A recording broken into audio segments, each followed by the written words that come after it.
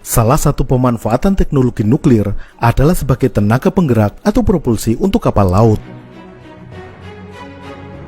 Tenaga nuklir digunakan sebagai sumber tenaga penggerak pada kapal induk dan sebagian kapal selam. Seluruh kapal induk dan kapal selam yang dioperasikan oleh Angkatan Laut Amerika saat ini menggunakan tenaga nuklir, kecuali kapal-kapal induk helikopter menggunakan penggerak konvensional.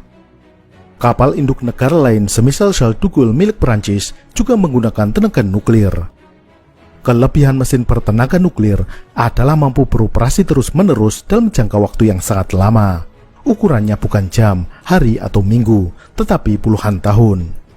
Kapal induk bertenaga nuklir mampu berlayar terus-menerus selama 20 hingga 25 tahun. Demikian juga kapal selam bertenaga nuklir. Secara teori, sebenarnya mampu beroperasi terus-menerus di bawah air selama bertahun-tahun. Namun, untuk kapal selam, ada satu faktor yang membatasi durasi menyelam, yakni suplai makanan bagi awaknya. Sehingga, secara periodik, kapal selam nuklir harus naik ke permukaan untuk mengisi logistik, yakni bahan makanan. Bagaimana sebenarnya cara kerja tenaga nuklir pada kapal selam dan kapal induk? Mungkinkah tenaga nuklir bisa diaplikasikan pada pesawat terbang, sehingga bisa terbang non-stop selama bertahun-tahun? Kita akan membahasnya dalam video ini. Tenaga nuklir yang digunakan pada kapal induk dan kapal selam nuklir dihasilkan oleh reaktor nuklir.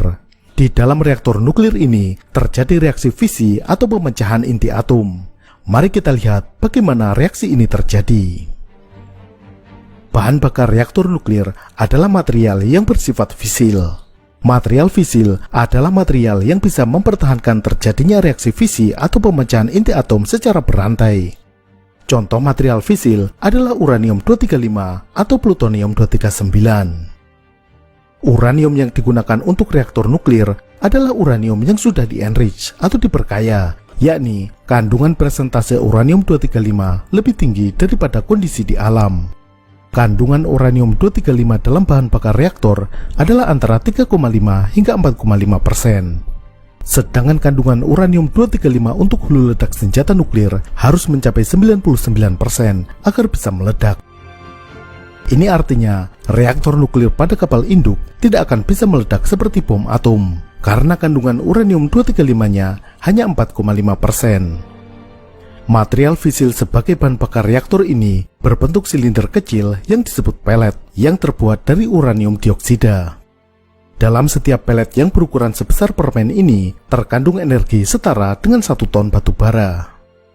Pelet-pelet ini disusun dalam pipa silinder panjang berdiameter sekitar 1 cm yang disebut sebagai fuel rod.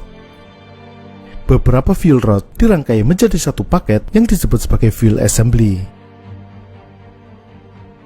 Satu fuel assembly bisa tersusun antara 90 hingga 200 fuel rod.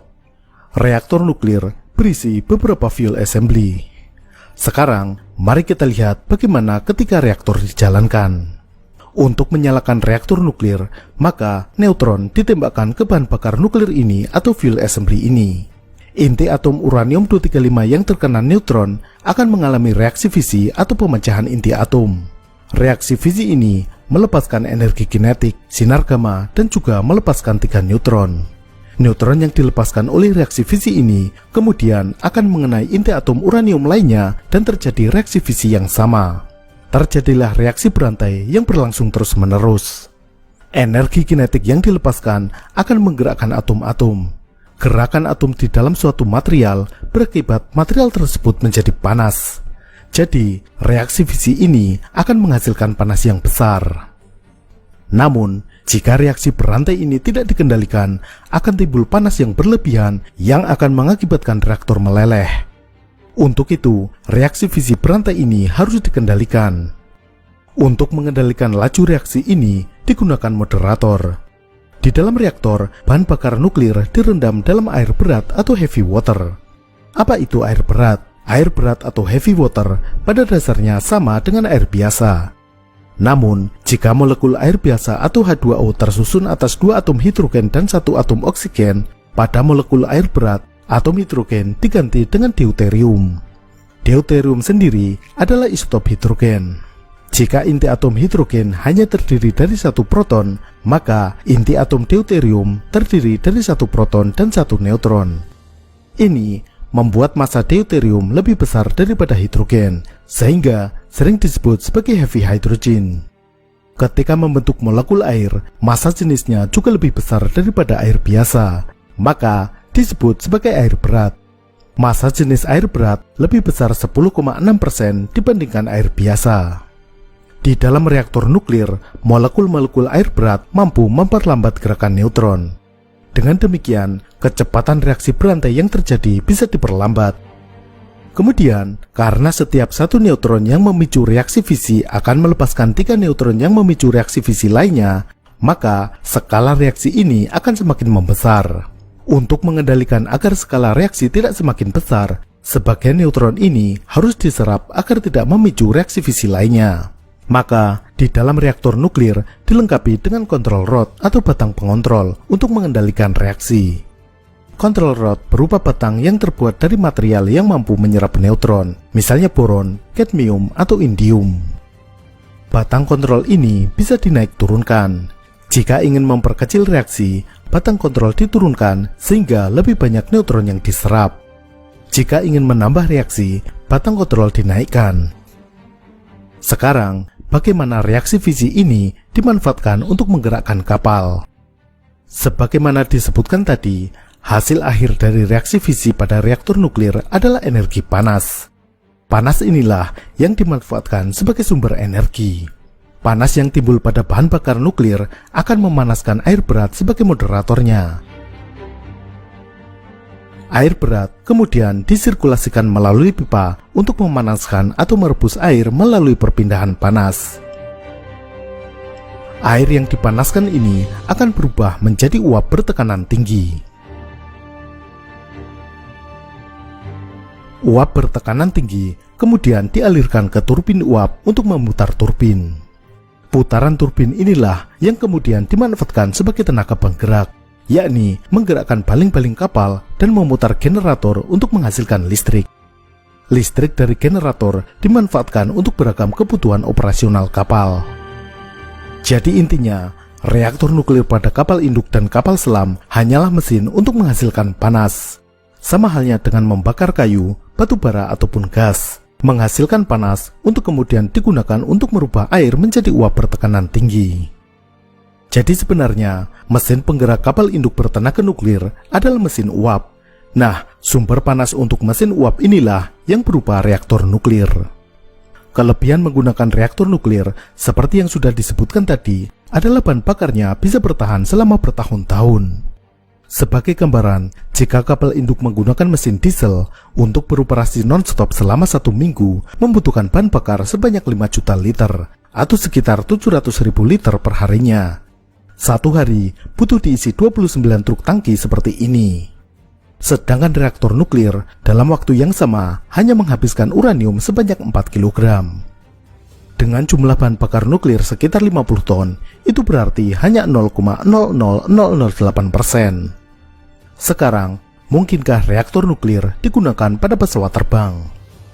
Dari penjelasan tadi, seharusnya sudah jelas. Tidak mungkin sistem penggerak seperti pada kapal induk atau kapal selam dipasang pada pesawat terbang.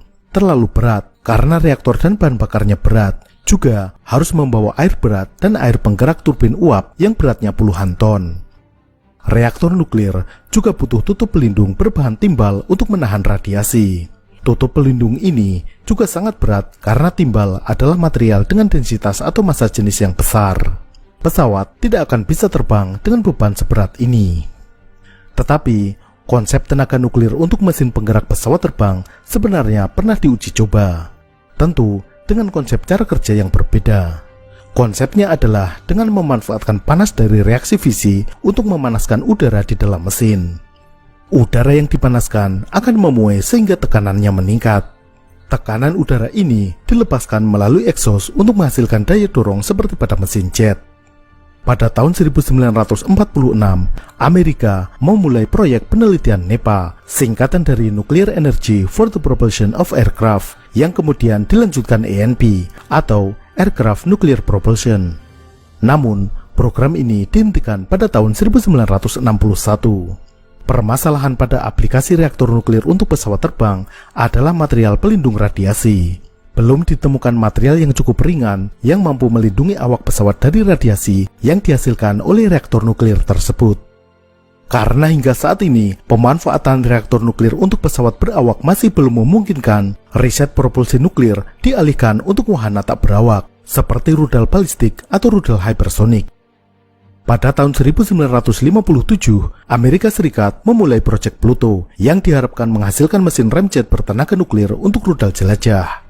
Namun, pada tahun 1964, proyek Pluto dihentikan.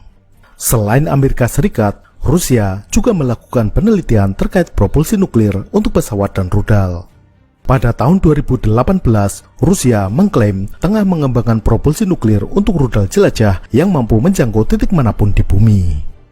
Namun, belum ada bukti konkret pengembangan rudal tersebut selain beberapa video animasi.